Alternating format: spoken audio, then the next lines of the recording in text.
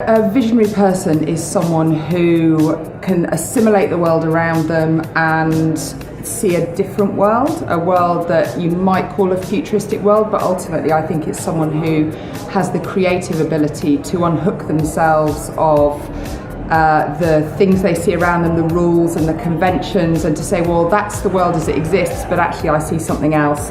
And they have the confidence and they're brave enough to see how that world might be created and built. People like Richard Branson, mainly because he champions customers and is a real challenger, and so the idea of challenger branding I think he really embodies, and also somebody who recognises their own weaknesses. So I think visionary people tend to be great at creating a world in terms of the vision of that world, but need other people to help them get there, and Richard Branson is someone I see who's really built an effective team around him. My mum was a teacher, and the thing she taught me was to ask questions, to always ask questions.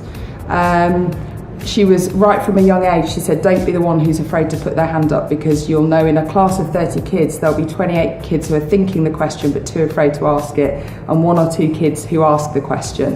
And to this day, whether it's around a boardroom table, whether it's around a dinner table having drinks, I'm never hesitant to ask the question that feels like an obvious question. We're very much now living in a 24-hour food culture, not a 5-hour kind of lunch, breakfast and lunch culture when we're thinking about the food to go market. So I think there's all sorts of things that will impact food to go, but mostly about being global, 24-hour and highly responsive through digital.